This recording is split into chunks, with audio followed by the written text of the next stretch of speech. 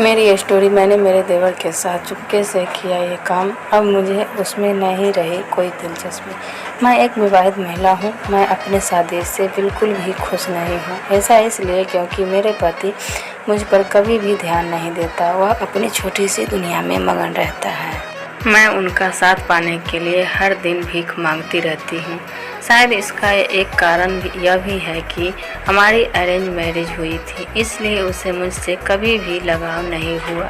हालांकि मुझे भी इस शादी में कोई खास दिलचस्पी नहीं थी, लेकिन मैं इसके बाद भी राजी हो गई। ऐसा इसलिए क्योंकि मेरे माता पिता इस रिश्ते से बहुत खुश थे। यही एक वजह भी है कि हम कभी भी एक दूसरे के प्रति आकर्षित नहीं हुए।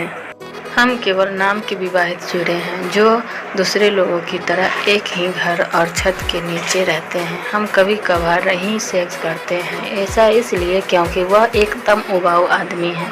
उसे रोमांस के नाम पर कुछ भी नहीं आता है। हम शादी के बाद केवल अपने हनीमून पर गए थे। उसके बाद हम आज तक कभी भी एक साथ बाहर नहीं गए। सच कहूँ तो उसका मंदबुद्धि व्यक्तित्व मुझे हर दिन उससे घृणा करने के लिए मजबूर करता है। वह केवल अपने काम में डूबा रहता है। उसका काम ऐसा है जिसकी वजह से उसे ऑफिस जाने की ज़रूरत भी नहीं पड़ती, इसलिए वह घर पर ही आराम करता रहता है। यही एक वजह भी है कि उसे दिन के हर मिनट में अपने कमरे में देखकर मुझे बहुत ज़्यादा निराशा होती है। वह बस बैठता है और काम करता है, यहाँ तक कि लैपटॉप के सामने खाना भी खा लेता है। वह एकदम आलसी और सुस्त है। उसे केवल एक चीज़ पसंद है, वह है घर में बंद रहना। ऐसा नहीं है कि हमने इस बारे में बात करने की कोशिश नहीं की, लेकिन इसका कोई फ़ायदा नहीं हुआ। मैंने उसे इतने हिंट दिए कि हमें साथ में डेट पर जाना चाहिए, लेकिन उसका रवैया ज्यों का त्यों है।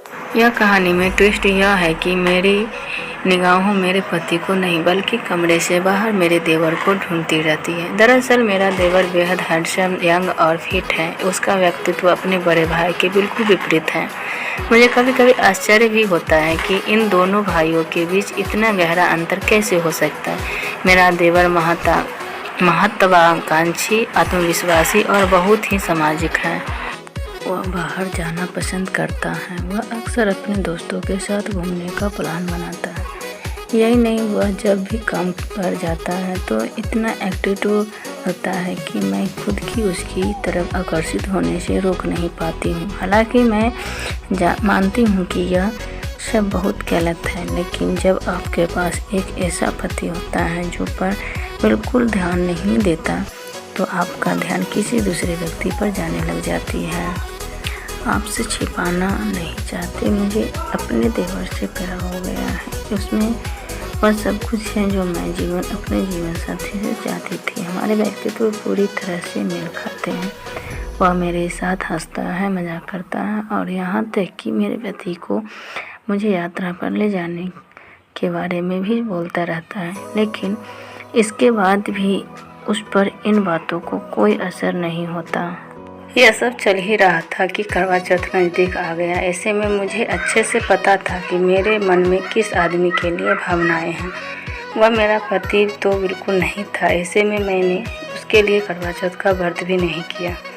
मैंने पूरे दिन उपवास रखा और जब उपवास तोड़ने का समय आया तो मैंने झूठ बोला कि गलती से मेरी आँखें में कुछ चला गया। इस दौरान मैंने अपने पति के चेहरे की ओर देखने से परहेज किया। मैंने चतुराई से पहले अपने देवर की तरफ देखा, फिर चांद को देखने के बाद मैंने अपना व्रत खोल लिया। हालांकि किसी को भी इस बात का एहसास नहीं हुआ कि मैंने किसके लिए करवा चौथ का व्रत रखा। मेरा मानना है कि यह महसूस करने की दिशा में पहला कदम था कि मेरे देवर के लिए मेरी भावनाएं क्या हैं। मैं उससे बताना चाहती हूँ कि मैं उससे बहुत ज़्यादा प्यार करती हूँ। मुझे बस अपनी इच्छाओं पर काम करने का एक तरीका निकालने की ज़रूरत है। चाहे इसमें तलाक हो, अलगाव हो या अफेयर, मैं फैसला लेने के लिए बिल्कुल तैयार हूँ।